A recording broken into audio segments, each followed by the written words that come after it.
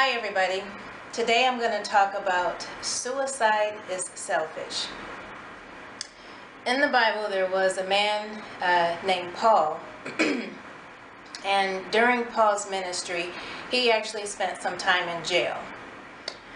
He was put in jail for preaching the gospel of Jesus Christ, and the people that he was talking to in that city didn't like it, so they put him in jail because that was the way they felt like they could make him be quiet. Well, there was a time in the Bible where him and Silas was actually in jail, and they were in jail and they were singing praises to God, and all of a sudden there was a big earthquake that came. And the earthquake was so strong that all the doors of the prison flew open, and all of the chains and shackles and things that were binding the prisoners all fell off of them. And the place where I'm going to pick up at is actually in chapter 16 of the book of Acts, and it's verses 27 to 28. It says, "The jailer woke up, and when he saw the prison doors open, he drew his sword and was about to kill himself because he thought the prisoners had escaped. But Paul shouted, 'Don't harm yourself. We are all here.'" When I was 20 years old, I had my first abortion, and because of the emotional pain, not the physical pain, because of the emotional pain that I was feeling at that time, and feeling as if I was a murderer and I just didn't want to deal with the emotional pain anymore, I was like that jailer and I tried to kill myself. Thank God I did not, but I do want to let people know that the reason I titled this "Suicide is Selfish" is because when I got better, there was a voice that said to me, "Do you remember my son dying on the cross for you?" And I said, "Yeah, I do remember that." And he said, "You know, it's as if you wanted him to die all over again, just for you, as if once wasn't enough." And when I heard that voice deep inside of me saying that to me, I felt so convicted and I felt so bad. And I told myself at the age of 20 that no matter what else happened in my life, that I would never do that again. One of the reasons that I titled this as "Suicide is Selfish" is because that's exactly what God had shown me, that what I was doing was being just completely selfish. When Jesus died on the cross for us, that was the most unselfish thing that anybody has ever done. And for me to take that and try to replay it all over again as if once wasn't enough, that was selfish on my part, all because I was dealing with an emotional pain that I felt was too much to bear.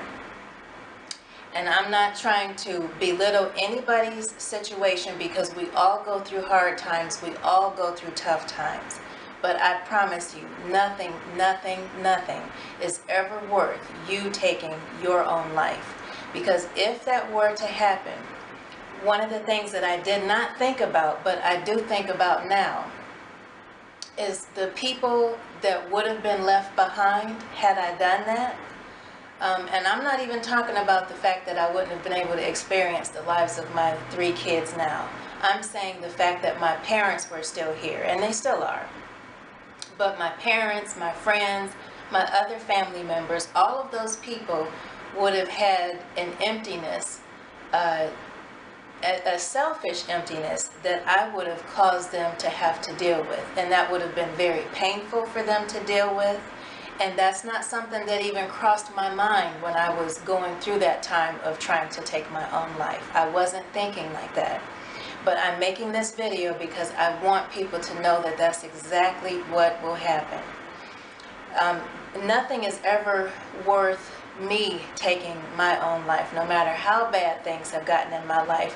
And boy, did I live to tell some bad stories. If you didn't hear any of them, you can go back to even look at the first episode of Take a Sip, and you'll see I've been through some bad stuff. Made a lot of bad choices. But the bottom line is there's no reason for anybody to ever want to take their life. And when people think that that's what they're going to do, is I'm just going to end my life here, they are thinking only of themselves. They're not thinking of the people that they're going to be leaving behind to deal with this mess of a situation, because that's exactly what it is. It's a mess. And it's not a selfless thing to do, to take your own life. And I do understand that we have hard times. I understand that there's ways that we feel like we can't cope. I've been there. But out of all the bad things that have happened in my life based on my bad choices, none of them were worth me repeating that situation again from when I was 20 years old, thinking that life would be better if it weren't lived at all. I do want to share with people, whoever is watching this and whoever may be struggling with this, if there's any book in the Bible that you're going to read at all, the most comforting book that I have found during my hard times was the book of Psalms. Particularly chapter 11, chapter 12, chapter 13, chapter 15, and chapter 16. I only say those because those have very profound messages in the beginning as far as the title of that chapter itself.